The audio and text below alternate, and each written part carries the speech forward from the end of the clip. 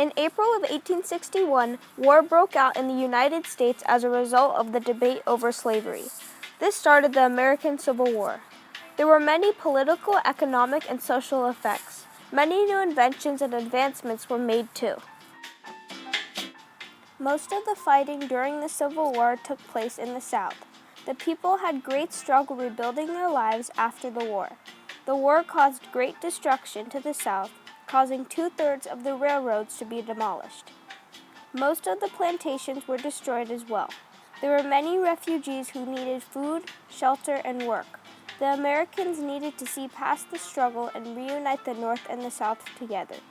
This entire process was known as the Reconstruction.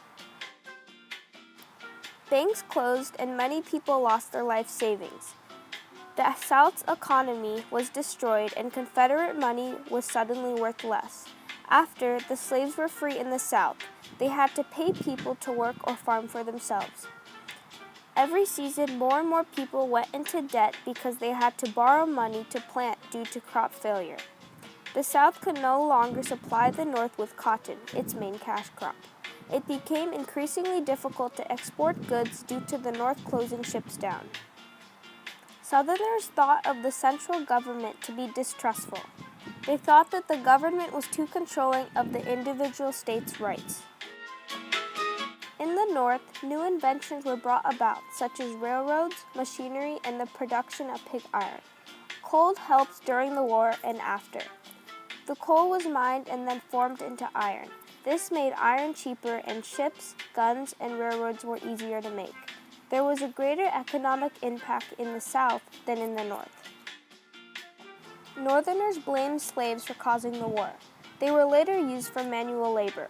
After the war, women were offered jobs as teachers, nurses, factory workers, and some even took over family businesses.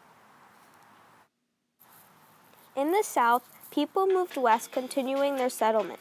The Homestead Act of 1862 opened up settlement in the western United States, letting any Americans put in a claim for up to 160 free acres of federal land. Like the North, the South's social effects after the war were mainly based around the change in a woman's role. They took over farms, managed slaves, and became teachers and nurses. Many changes occurred in the North. The Morrill Land Grant of 1862 set public land apart from education. Tariff bills protected the Union's growth in industry. The National Bank Act gave banks that joined federal Treasury banknotes. President Lincoln refused to accept the Confederacy as part of the country. There were many acts that started the abolishment of slavery. These were Confiscation Acts, the Emancipation Proclamation, and the 13th Amendment. Other unknown countries supported the Union because of the agreement to abolish slavery. The Confederacy started to make states' rights a big deal. States that didn't agree with the government would simply just withdraw or refuse to participate. This impacted the federal government by making it much weaker. Other changes included states setting up their own armies. Racial segregation was still a big issue after the Civil War. Laws were passed that made African Americans use different public facilities than white people. The 14th and 15th Amendments were required to give former slaves U.S. citizenship and the right to vote. The Civil Rights Movement, led by Martin Luther King, showed that racial discrimination remained even after the war. Immigration to the U.S. drastically rose in the years after the Civil War. Europeans took advantage of immigration laws and started new lives. The population in the East grew tremendously, causing laws to be passed encouraging citizens to settle in the land's West. This rose conflict with Native Americans, who were soon pushed to the reserves. From the sudden increase in injuries, medical advances were soon introduced after the war. A new and more efficient painkiller was invented, which helped in different surgical procedures, including amputation and stitching wounds. The most dominant development was the horse-drawn ambulance service for the Union Army.